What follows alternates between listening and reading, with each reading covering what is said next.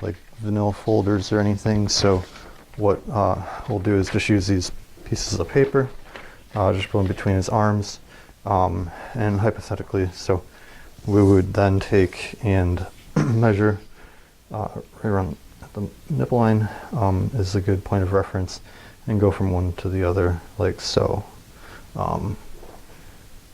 And actually we'll just turn the switch a little bit. So as you can see, his kind of put the papers there and just measure right there. Oh, hold on. Move this camera.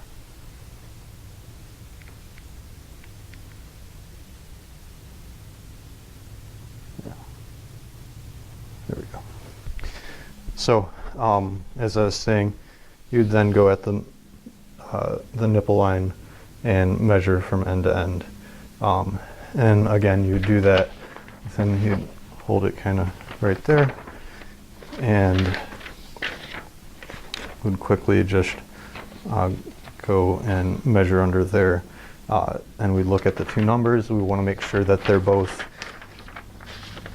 at, that the anterior is half the size, or half the length of the transverse. Otherwise, if they're both equal, then most likely the person has some sort of COPD issue, isn't able to fully expel their, or fully let their lungs relax in between expiration and inspiration.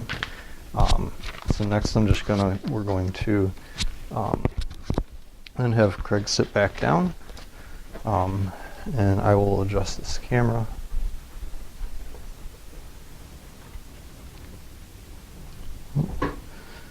And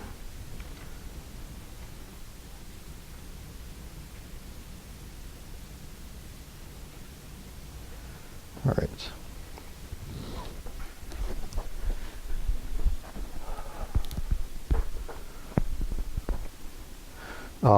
First I'm going to have him we're going to look at the jugular veins, look for distension.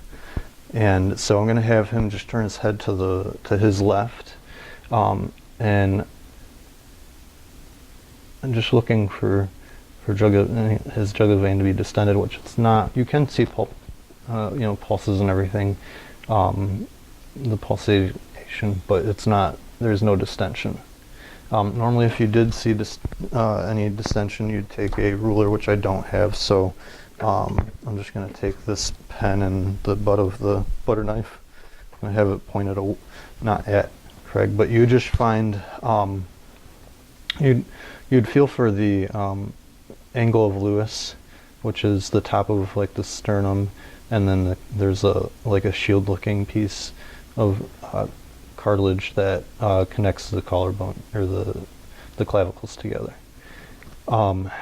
So what you do, you find that spot, you'd put your ruler there, and then you would take and mark kind of where the top of the distension was, and then you'd go back and look at your grading scale for the jugular vein distension and have them do that. And that would be with Craig's head turned one way, either to left or the right. Again, we'll have him turn his head to the right, and we'll look for any distension.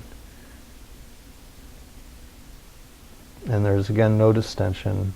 You do see some pulsation and stuff, but again, you'd find that sternum, the angle of Lewis, and put your angle there if you just keep your head there.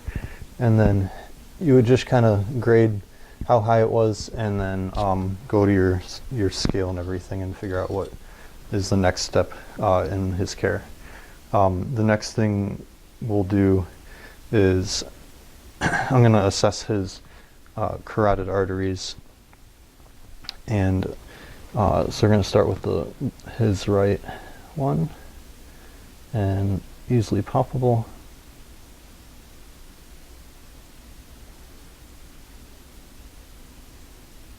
Right, and then I'm going to go to the left. Actually, if you make your head midline more. No, midline.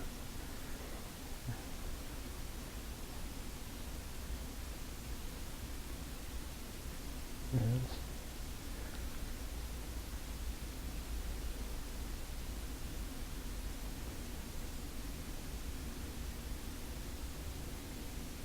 Actually, can you move your head so it's like that? There you go.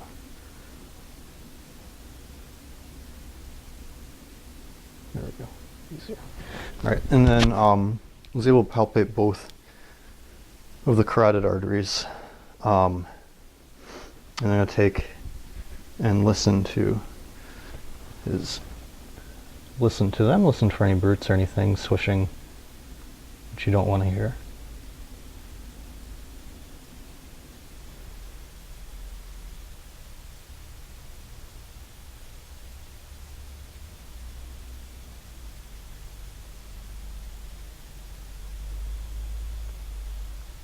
Okay, that one's good. No brutes or any swishing, any adventitious sounds that you don't want to hear.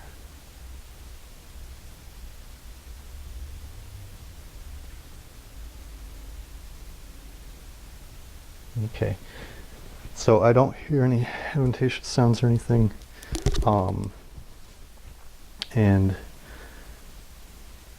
I think that is everything. Because I did air check your swelling of your legs. All right, that's good.